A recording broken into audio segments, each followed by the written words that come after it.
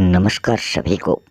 आप सभी का एक बार फिर से आपके अपने स्टडी मेंटर यूट्यूब चैनल पर हार्दिक स्वागत है। आज हम अपना जो एनसीईआरटी क्लास 8th की मैथमेटिक्स की जो बुक थी उसका चैप्टर नंबर 5 चल रहा था, स्क्वायर एंड स्क्वायर रूट्स। आज हम इसकी एक्सरसाइज 5.3 आपके सामने प्रस्तुत करने जा रहे हैं, मगर उससे पहले हम देख लेते हैं इस एक्सरसाइज में काम में आने वाले महत्वपूर्ण तथ्य। उसके बाद में इस एक्सरसाइज के क्वेश्चनों को हम सॉल्व करेंगे। यहाँ हम देखने वाले हैं वर्गमूल। वर्गमूल क्या होता है? वर्ग का क्षेत्रफल दे रखा है 144 सेंटीमीटर स्क्वायर। तो वर्ग की भुजा क्या होगी? तो आपको पता है वर्ग का जो क्षेत्रफल होता है उसको निकालने का जो सूत्र होता है वो होता है भुजा स्क्वायर। तो भुजा का स्क्वायर करेंगे तो अपने पास वर्ग का क्षेत्रफल आ जाएगा। तो 144 सेंटीमीटर स्क्वायर जो है ये किसका वर्ग है? वही क्या आ जाएगी? भुजा आ जाएगी। हम भुजा की लंबाई को अगर a माने तो 144 इजकल टू ए स्क्वायर। तो भुजा की लंबाई ज्ञात करने के लिए आवश्यक है कि एक ऐसी संख्या ज्ञात करें जिसका वर्ग 144 हो। तो वो कौन सी है? 12 है। तो वर्ग की जो भुजा है वो कितनी हो जाएगी? 12 सेंटीमीटर हो जाएगी। फिर बी में दे रखा है एक वर्ग जिसकी भुजा 8 सेंटीमीटर है। तो यहाँ वर्ग दे रखा है, वर्ग की चारों भुजाएं क्या होती हैं? बराबर होती हैं। तो 8 की हो जाएंगी। उसके विकीर्ण की लंबाई, ये जो ए से सी तक विकीर्ण खींचा है इसकी लंबाई क्या होगी? तो इसको हल करने के लिए हम पाइथागोरस प्रमेय का प्रयोग करते हैं। मतलब आधार प्लस लंब बराबर कर्ण स्क्वायर, ये इसका सूत्र होता है। तो यहाँ ए बी जो है ये भुजा स्क्वायर प्लस बी सी, ये भी भुजा स्क्वायर। बी सी तो आधार हो गई और ए बी लंब हो गई। तो लंब स्क्वायर प्लस आधार स्क्वायर बराबर कर्ण स्क्वायर, मतलब ए सी स्क्वायर। फिर भुजा जो है वो 8 दे रखी है तो 8 स्क्वायर हो जाएगा दोनों में, क्योंकि वर्ग की चारों भुजाएं क्या होती हैं? बराबर होती हैं। फिर आगे ए सी स्क्वायर, मतलब अपने को इसका कर्ण निकालना है। तो 8 का स्क्वायर 64 होता है, 64 प्लस 64 बराबर ए सी स्क्वायर। फिर 64 को जोड़ा तो 128 आया। तो ए सी प्राप्त करने के लिए हम एक ऐसी संख्या हमको सोचनी है जो इसका वर्ग 128 हो। तो 128 जो है वो किसका वर्ग है वो संख्या में देखनी है। सी का बिंदु है एक समकोण त्रिभुज में कर्ण और एक भुजा दे रखी है। समकोण त्रिभुज दे रखा मतलब एक कोण 90 डिग्री का उसमें होना चाहिए। तो उसमें भुजाएं दे रखी हैं 5 सेंटीमीटर और 3 सेंटीमीटर। ये मान लो 5 है तो ये 3 हो जाएगी। तो यहाँ तीसरी भुजा जो कर्ण है वो आपको प्राप्त करनी है। तो वो भी इसी फॉर्मूले से हमें प्राप्त हो जाएगी। इसमें क्या दे रखा है? समकोण त्रिभुज में कर्ण दे रखा है, सॉरी इसमें कर्ण 5 सेंटीमीटर, मतलब ये तो 5 है और ये भुजा है तो ये भुजा हमें ज्ञात करनी पड़ेगी। तो इसमें 5 स्क्वायर प्लस वो भुजा हम अक्ष मान लें तो अक्ष स्क्वायर प्लस 3 स्क्वायर। तो इस प्रकार हम इसका सॉल्यूशन निकालेंगे। उस भुजा को हमने अक्ष माना है तो अक्ष स्क्वायर, तो अक्ष स्क्वायर रह जाएगा 5 स्क्वायर 25, 3 स्क्वायर 9। इस 3 स्क्वायर को बराबर से इधर लाएंगे तो माइनस हो जाएगा। तो 25 में से -9 किए 16 आया। 16 बराबर अक्ष स्क्वायर, मतलब वो एक भुजा अपने पास जो थी। तो अक्ष स्क्वायर हटाएंगे तो यहाँ अंडर रूट लग जाएगा। रूट 16 किसका होता है? ये 4 का होता है। तो तीसरी जो भुजा है वो 4 सेंटीमीटर आ जाएगी। ये वो चित्र है। तो ये 4 सेंटीमीटर आ गई। ये 3 सेंटीमीटर क्वेश्चन में दे रखी थी। कर्ण भी 5 सेंटीमीटर क्वेश्चन में दे रखा था। आगे है वर्गमूल ज्ञात करना, कि वर्गमूल हम किस प्रकार ज्ञात कर सकते हैं। योग की प्रतिलोम मतलब उसकी उल्टी या विपरीत संक्रिया होती है घटाना, और गुणा की प्रतिलोम संक्रिया होती है भाग।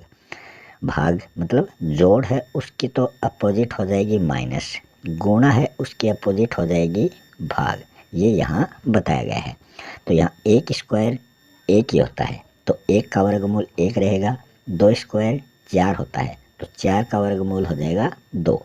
3 का स्क्वायर 9 होता है, 9 का वर्गमूल हो जाएगा 3।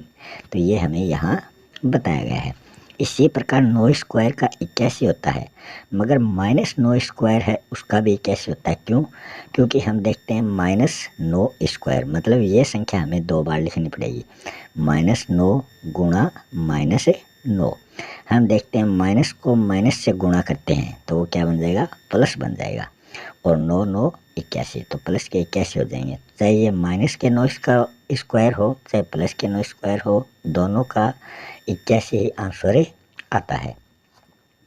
81 का वर्गमूल होगा 9 और -9, इनमें से कोई सा भी हो सकता है। अब हम आगे देखें, प्रयास कीजिए।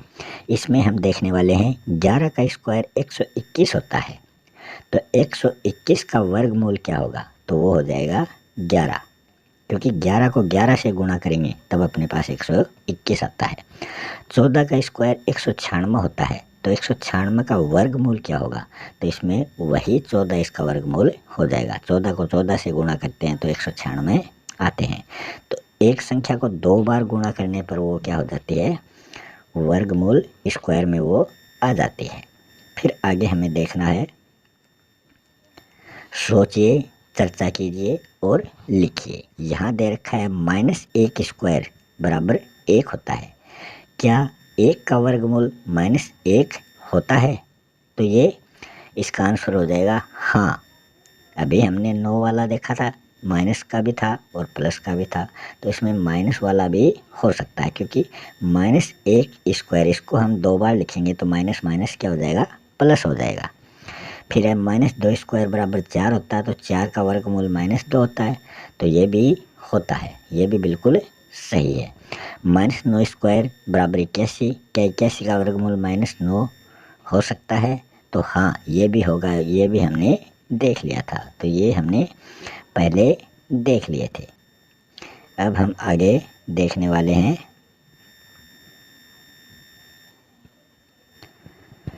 किसी पूर्ण वर्ग संख्या के 2 समाकलित मतलब एक साथ वर्गमूल होते हैं।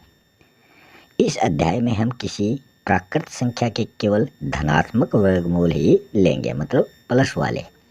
उदाहरण के रूप में √4 = 2, -2 इसका नहीं होगा, क्योंकि हमें कौन से लेने हैं? धनात्मक ही लेने हैं।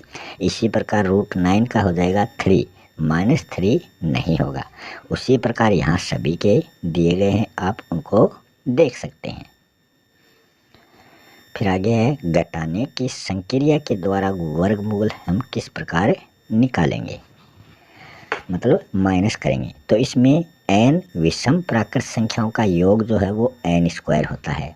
अतः प्रत्येक वर्ग संख्या को 1 से शुरू करते हैं और क्रमागत प्राकृत संख्याओं के योग के रूप में व्यक्त करते हैं। √81 वाला उदाहरण लेते हैं, तो √81 से सबसे पहले हमें विषम संख्याएं घटानी है। विषम संख्याएं कौन सी होती हैं? जिसमें 2 का भाग नहीं जाता।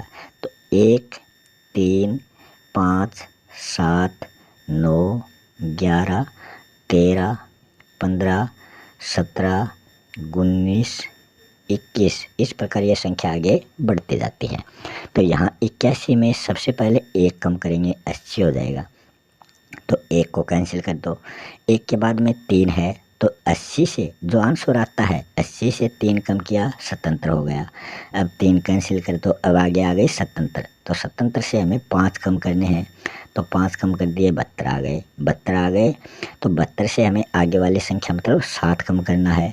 7 कम किए, 65 आ गए। अब 65 से हमें क्या कम करना है? अगली विषम संख्या कौन सी है? 9 है, तो 65 से 9 कम किए तो 56 आ गए। 56 से अगली विषम संख्या कौन सी है? 11। 56 से 11 कम किए, 45 आए। 45 से अगली विषम संख्या कौन सी है? वो कम करनी है, 13 आए, तो 13 कम करने हैं, तो ये अपने पास 32 आए। 32 से अगली विषम संख्या 15 है, तो 15 कम किए तो अपने पास 17 आए। अब 17 से अगली विषम संख्या कौन सी है? 17 है, तो जब तक 0 नहीं आता तब तक हमें ये माइनस वाली प्रक्रिया निकालनी है। अब अपने पास 17 - 17 = 0 हो गया, तो यहाँ तक हमें ये निकालना है। अब हम देखें तो ये जो शून्य प्राप्त हुआ है, ये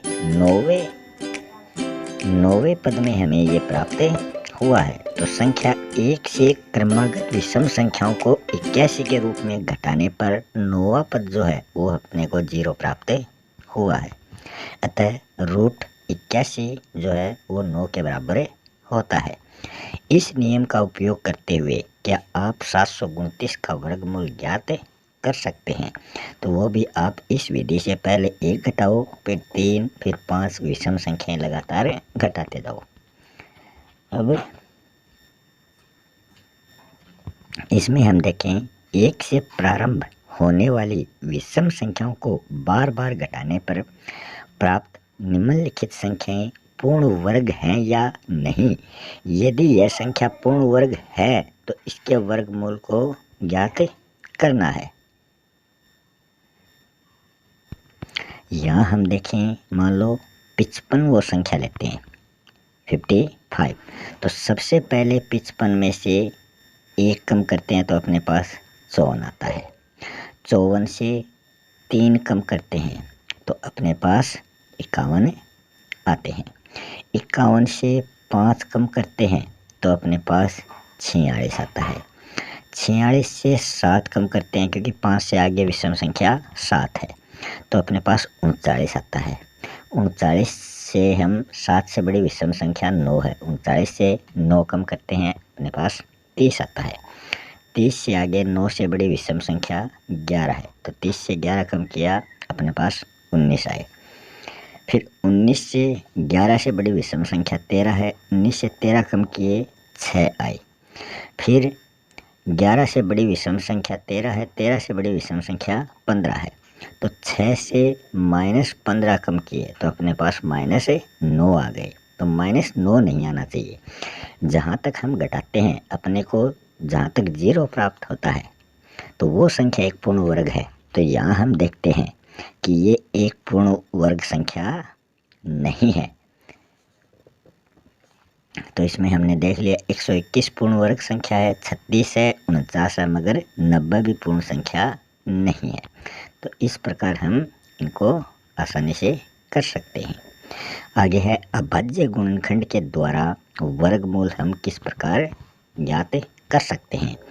6 के गुणनखंड हो जाएंगे 2 गुणा 3, 8 के हो जाएंगे 2 गुणा 2 गुणा 2, 12 के हो जाएंगे 2 गुणा 2 4, 4 गुणा 3 12, 15 के 3 गुणा 5, 36 के 2 गुणा 2 गुणा 3 गुणा 3। तो इस प्रकार इनके ये गुणनखंड हो जाते हैं। फिर हमें इनमें क्या करना पड़ते हैं, जोड़े बनाने पड़ते हैं।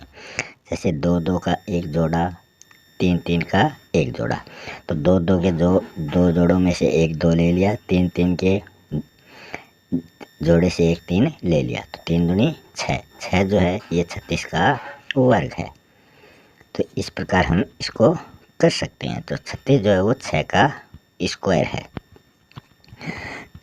फिर हम देखें 6 के अभाज्य गुणनखंड में 2 कितनी बार आया है, 1 बार आया है। और 36 के अभाज्य गुणनखंड में 2 कितनी बार आया है, 2 बार आया है।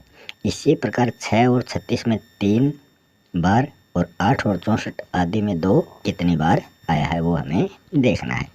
फिर 324 जो संख्या है इसको हमें गुणनखंड करके इसका वर्गमूल निकालना है। तो सबसे पहले 2 से किया, 2 का इसमें भाग दिया 162 आया, 162 में 2 का भाग दिया 81 आया, 81 में 2 का भाग जाता नहीं है तो 3 का दिया 27 आया, 27 में 2 का भाग जाता नहीं है तो 3 का दिया 9 आया, 9 में भी 2 का नहीं जाता तो 3 का दिया 3 आया। तो 2 2 का एक जोड़ा हो गया, 3 3 का दूसरा जोड़ा हो गया, और नीचे 3 3 2 बार आ गए, ये तीसरा जोड़ा हो गया। तो 2 गुणा 3 गुणा 3, 3 3 9, 9 दूनी 18।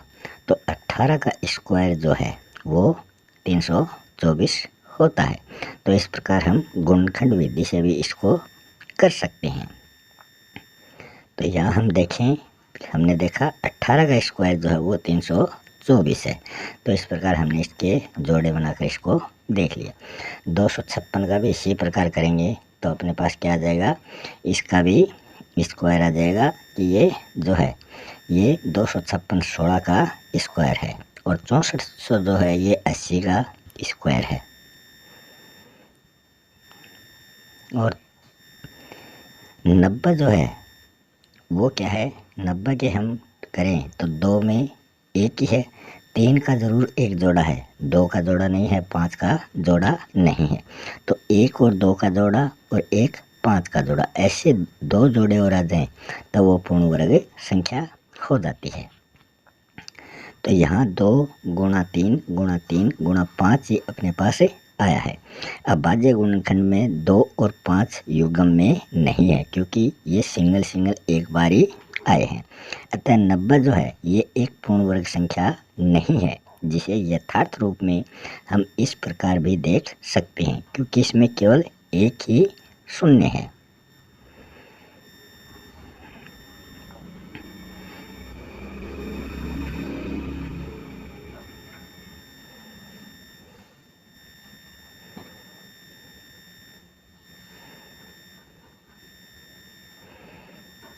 आगे हम इस एक्सरसाइज के क्वेश्चन आंसरों की बात करने जा रहे हैं। सबसे पहला क्वेश्चन इसमें दिया गया है, निम्नलिखित संख्याओं के वर्गमूल ज्ञात करने में इकाई अंक की क्या संभावना है। तो यहाँ इकाई जो अंक है उसकी संभावना हमको बतानी है। सबसे पहली संख्या है 9801। इसमें हम देखें तो इकाई की अंक की संख्या है 0 1, मतलब 1 जो है ये इकाई का अंक है। तो 1 या 9 जो है वो इसका वर्गमूल हो सकता है कि वर्ग इस 9801 के वर्गमूल में इकाई का अंक 1 होगा या फिर 9 होगा, क्योंकि 1 का स्क्वायर भी 1 होता है, 9 का स्क्वायर 81 होता है, तो उसमें भी इकाई अंक 1 होता है। दूसरे में 6 दे रखा है, तो 6 किस किस का हो सकता है वर्ग। तो हम देखें 4 का स्क्वायर मतलब 16, इसमें भी इकाई का अंक 6 है, और 6 स्क्वायर मतलब 36, उसमें भी इकाई का अंक 6 है। तो इसमें 4 और 6 हो सकते हैं। इसमें भी 1 है इकाई का अंक, तो इसी प्रकार ये हो सकता है। इसमें 5 है, मतलब ये 25 का है, तो इसमें इकाई का अंक 5 हो सकता है। ये तो बात हुई पहले वाले क्वेश्चन की। अब देखते हैं दूसरा क्वेश्चन, बिना गणना किए हुए बताएं जो वास्तव में पूर्ण वर्ग संख्या नहीं है वो इसमें कौन सी है, मगर हमें यहाँ पर गणना नहीं की है। अब यहाँ 4 क्वेश्चन दिए गए, 153, 257, 408, 441। हम ये भली प्रकार से जानते हैं कि 2, 3, 7 और 8 ये जो संख्याएं हैं, यहाँ पर जो संख्याएं समाप्त हो रही हैं वो कभी भी एक पूर्ण वर्ग संख्या नहीं होती, कि जिसके इकाई के अंक में 2 हो, 3 हो, 7 हो, 8 हो, वो कभी भी पूर्ण वर्ग नहीं हो सकती। 153 में इकाई का अंक 3 है तो पूर्ण वर्ग नहीं है, क्योंकि ये संख्या आ गई। इसमें 7 है तो ये संख्या भी नहीं होगी। इसमें 8 है इकाई का अंक, तो ये भी दे रखा है, मतलब ये 3 तो पूर्ण वर्ग नहीं होंगी। इसमें 1 दे रखा है इकाई का अंक, मतलब ये हो सकती है। तो जो 441 जो है ये 21 का स्क्वायर है, तो ये क्या है, एक पूर्ण वर्ग संख्या होती है। आगे है क्वेश्चन नंबर 3, बार बार घटाने की विधि से 100 और 169 का वर्गमूल ज्ञात कीजिए। तो इसमें वही फॉर्मूला आपको अपनाना है। विषम संख्याएं घटानी है, पहले 1, फिर 3, फिर 5, फिर 7, फिर 9, फिर 11, फिर 13। तो यहाँ हम 100 वाला देख लेते हैं। 100 से 1 घटाया 99 आया, 99 से 3 घटाया कितने आ गए, 96 आ गए। 96 से 5 घटाए मतलब 91 आ गए। 91 से 7 घटाए 84 आ गए। 84 से 9 घटाए 75 आ गए। 75 से 11 घटाए 64 आ गए। 64 से 13 घटाए अपने पास 51 आ गए। 51 से 15 घटाए, अगली संख्या कौन सी है, 15, तो अपने पास 36 आ गए। 36 से अपने को अगली विषम संख्या घटानी है, 15 से अगली विषम संख्या 17 है, तो अपने पास 19 आ गई। फिर अगली विषम संख्या 19 है, तो 19 से 19 घटाएंगे तो अपने पास 0 आ जाएगा। जहाँ पर ये 0 आ जाता है हमें समझ लेना चाहिए कि वो एक पूर्ण वर्ग संख्या है। अब हमें यह देखना है कि ये 0 हमें कौन से पद पर प्राप्त हुआ है। तो ये 19 घटाया है, मतलब 1 3 5 7 9 11 13 15 17 और अगला पद है 19। तो 1 2 3 4 5 6 7 8 9 10, मतलब 10वें पद पर हमें ये शून्य प्राप्त हुआ है। तो यहाँ 10वां पद जो है वो शून्य प्राप्त होता है, तो रूट 100 जो है वो बराबर हो जाएगा 10 के। तो यही इसका आंसर था। इसी प्रकार 169 वाला भी हम कर सकते हैं। अगला जो क्वेश्चन है उसमें है अभाज्य गुणनखंड विधि से निम्न संख्याओं का वर्गमूल हमें ज्ञात करना है। सबसे पहले हम देखते हैं 729 का। 729 जो है इसका हमें अभाज्य गुणनखंड निकालना है, मतलब 7 2 9।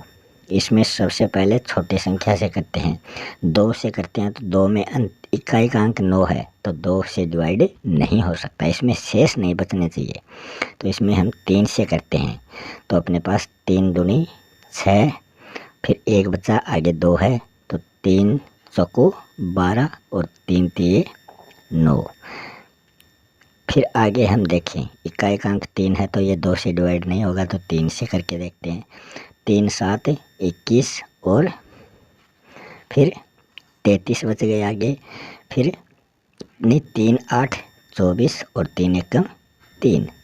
तो इस प्रकार ये 81 आ गई। फिर ये 1 से नहीं होंगे, ये किससे होंगे, 3 से होंगे। तो 3 से 81 का भाग दिया, तो ये 3 दूनी 6 और 3 7 21 27 है। फिर इकाई का अंक 7 है, तो 2 से तो होगा नहीं, 3 से करके देखते हैं, 9 आए। फिर 3 से करके देखते हैं, 3 आए। फिर 3 से करके देखते हैं, 1 आया। तो यहाँ 1 पर हमें इसको रोक देना है। अब हम देखें इसके दो दो जोड़े बनाएं, तो 6 जो है इसका एक जोड़ा तो ये हो गया 3 बार, ये 3 जो है ये 6 बार आए हैं। एक जोड़ा इसका ये हो गया और एक जोड़ा ये हो गया, तो 3 जोड़े हो गए। तो 3 गुणा 3 गुणा 3, तो 3 3 9 और 9 3 27, तो 27 का वर्ग हो जाएगा 729। तो ये अंडरवुड 729 जो है वो बराबर है 27 के। तो यही इसका राइट आंसर है। इस प्रकार आप सभी क्वेश्चनों में किसी का भी आंसर इस प्रकार निकाल सकते हैं। फिर आगे हम देखें 5th वाले क्वेश्चन में। इस क्वेश्चन में पूछा गया है कि निम्नलिखित संख्याओं में प्रत्येक के लिए वो सबसे छोटी पूर्ण संख्या ज्ञात करनी है जिससे इस संख्या को गुणा करने पर यह एक पूर्ण वर्ग संख्या बन जाए। इस पूर्ण वर्ग संख्या का वर्गमूल भी हमें निकालना है। यहाँ हम देखें सबसे पहला क्वेश्चन लेते हैं 252 वाला। तो 252 जो है इसका वर्गमूल हम निकालेंगे।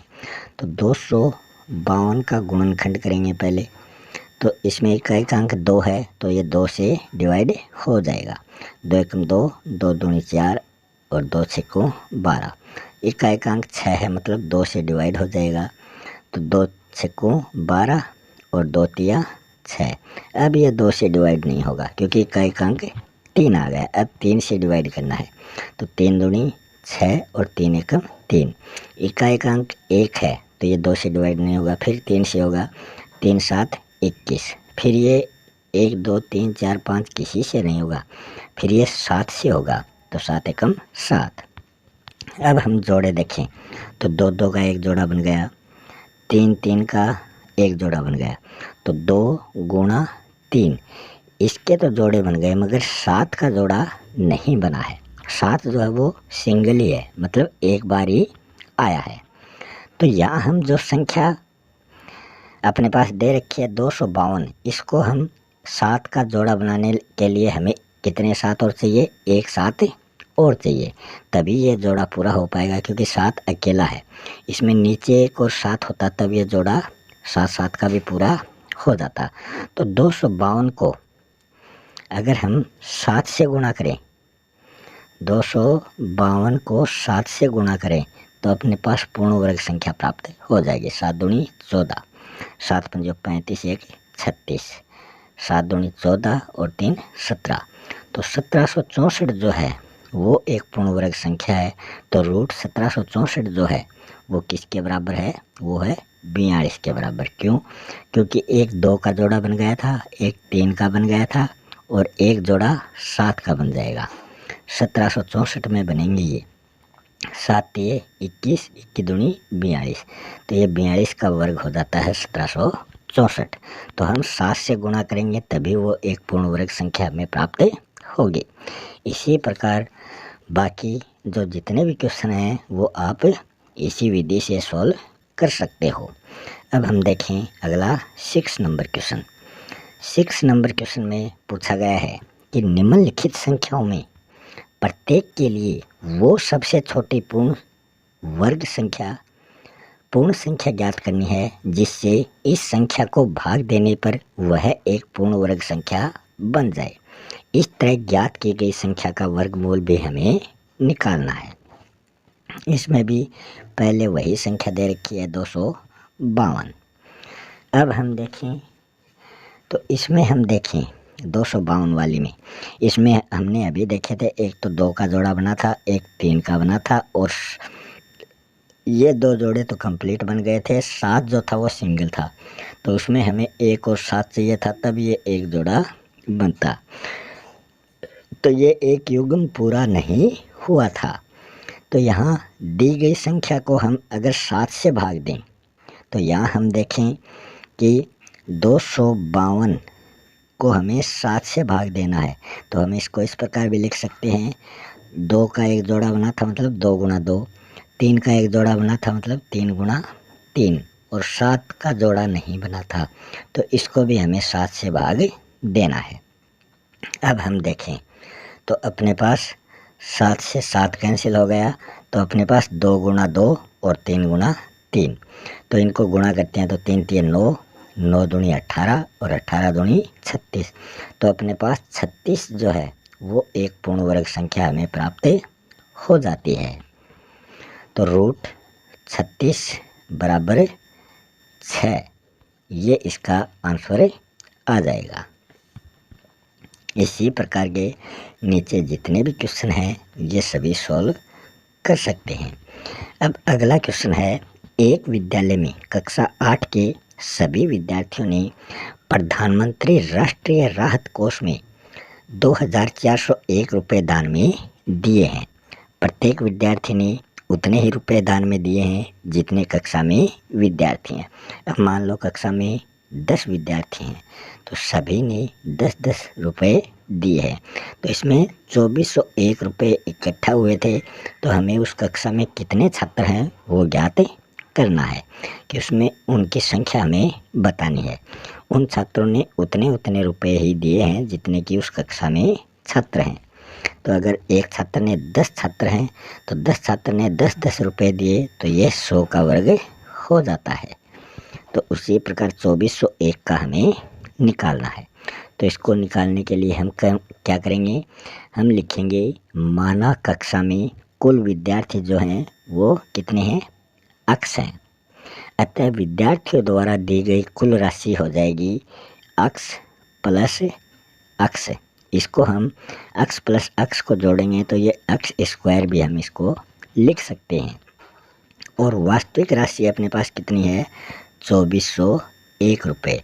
तो 2401 रुपये बराबर अक्ष स्क्वायर। अब हम 2401 को उसी प्रकार गुणनखंड विधि से इसका सॉल्यूशन निकालेंगे। तो यहाँ इकाई का अंक 1 है, तो इकाई का अंक 1 है तो ये तो या तो 3 से डिवाइड होगा या फिर 7 से डिवाइड होगा, क्योंकि दोनों में इकाई का अंक 1 आ जाएगा। तो ये 3 से ये डिवाइड नहीं हो रही, तो हम इसको 7 से करके देखते हैं। 7 तिये 21, फिर इसमें 3 शेष बचे, आगे 0, फिर इसमें 7 चौक 28, 2 शेष बचे 30 में से और आगे 1 है तो 21 हो गए। तो 7 तिये 21, 373 हो गए। 343 हो गए, 7 चौक 28, 7 7 49 हो जाते हैं, 7 चौक 28, 343 हो गए। 343 में इकाई का अंक 3 है, तो ये या तो 3 से डिवाइड होगा या 7 से डिवाइड होगा। तो हमें इसका जोड़ा बनाने के लिए हम इसको भी 7 से डिवाइड कर देते हैं। तो 7 का 5 बार डिवाइड करते हैं तो 35 होता है, तो इसको हमें 4 बार ही करना है। तो 7 चौक 28, फिर बचे 6 और 6 के आगे 3 उतार दिए, 63, 7 9 63 49 हो गए। तो ये या तो 3 से डिवाइड होगा या फिर 7 से होगा, तो हम 7 से ही कर लेते हैं। तो ये 7 7 49, फिर 7 बच गए, 7 से डिवाइड हो जाएगा, 1 बच गया। इस प्रकार इसमें 7 7 के 2 जोड़े बन गए, 7 गुणा 7, और इधर भी 7 गुणा 7। तो 7 गुणा 7 के दो जोड़े बन गए, तो इसमें दोनों में से एक एक 7 हम ले लेंगे, तो 7 गुणा 7 बराबर 49। तो यहाँ अक्ष जो है वो अपने पास आ चुका है 49। अतः कक्षा में छात्रों की कुल संख्या जो है वो कितनी हो गई, 49 हो गई। अब हम देखें नेक्स्ट क्वेश्चन। इसमें है, एक बाग में 2025 पौधे इस प्रकार लगाए जाने हैं कि प्रत्येक पंक्ति में उतने ही पौधे हों जितनी पंक्तियों की संख्या हो। मतलब एक पंक्ति में 10 पौधे हैं, तो 10 जो पंक्तियां हैं उस सभी में 10-10 पौधे होने चाहिए। ये बात इसमें यहाँ पर कटे हो रही है। तो पंक्तियों की संख्या और प्रत्येक पंक्ति में पौधों की संख्या में बतानी है। तो यहाँ कुल पौधे दे रखे हैं 2025। तो जो हमने 7 वाला क्वेश्चन किया है उसी प्रकार ये 8 वाला क्वेश्चन होगा। इसमें भी हमें पंक्तियों की संख्या को अक्ष मानना है और प्रत्येक पंक्ति में अक्ष पौधे हैं। तो यहाँ कुल पौधों की संख्या हो जाएगी अक्ष प्लस अक्ष या अक्ष गुणा अक्ष बराबर अक्ष स्क्वायर। तो ये यहाँ भी अक्ष स्क्वायर के तो रूप में गुणनखंड निकालेंगे तो अपने पास 45 आंसर आ जाएगा। तो यहाँ पंक्तियों की संख्या हो गई 45 और प्रत्येक पंक्ति में पौधों की संख्या भी कितनी हो जाएगी, 45 हो जाएगी। अगला जो क्वेश्चन है वो है, वह सबसे छोटी वर्ग संख्या ज्ञात कीजिए जो 4 9 10 इन सभी से पूरी तरह विभाजित हो जाती है। तो वो सबसे छोटी संख्या जो 4 9 10 से विभाजित हो, तो सबसे पहले हमें उसका लसागु निकालना होगा। तो यहाँ हम देखें तो 4 9 10 इसका एलसीएम निकालें। तो सबसे पहले 2 का 2 दूनी 4, 9 के 9 रहेंगे और 2 पंजो 10। फिर हम दोबारा इसका निकालें तो 2 का निकालें 1 और आगे 9 और 5 रहेंगे। फिर हम 5 का निकालें तो 1 9 और 5। फिर 3 का निकालें, 3 3 9 और फिर 3 का निकालें 1। तो इस प्रकार 2 गुणा 2 गुणा 5 गुणा 3 गुणा 3 अपने पास ये संख्याएं आ जाती हैं। तो इन सभी का गुणा करें, 2 दूनी 4, 4 पंजो 20, 20 3 60 और 60 3 180। तो 180 जो है ये इसका एलसीएम आ जाता है। तो इसको पूर्ण वर्ग बनाने के लिए हमें क्या करना पड़ेगा, इसमें 3 3 का जोड़ा बन गया, एक तो 1 2 2 का जोड़ा बन गया, 5 जो है उसका जोड़ा नहीं बना। तो 180 को हम 5 से गुणा करें तो ये 0 और 18 पंजो 90, तो 900 आ गया। तो 900 जो है वो किसका पूर्ण वर्ग है, वो है 30 का। तो 30 स्क्वायर बराबर 900 हो जाता है। तो यहाँ वो वांछित संख्या हो जाएगी 900। फिर इस एक्सरसाइज का लास्ट क्वेश्चन है, वो सबसे छोटी संख्या ज्ञात कीजिए जो प्रत्येक 8 15 और 20 से विभाजित हो। तो जो क्वेश्चन हमने 9 वाला किया है उसी प्रकार ये करना है। इसमें भी हमको जो आंसर प्राप्त होगा वो 3600 प्राप्त होगा। 3600 जो है वो किसका वर्ग है, 36 का वर्ग होता है 6, डबल 0 है तो 1 0 हमें लेना पड़ेगा। तो ये 60 स्क्वायर होता है 3600 के बराबर। तो यहाँ ये सभी क्वेश्चन हमने सॉल्व कर लिए हैं। मिलते हैं नेक्स्ट वीडियो में एक नई एक्सरसाइज के साथ। तब तक के लिए जय हिंद, जय भारत।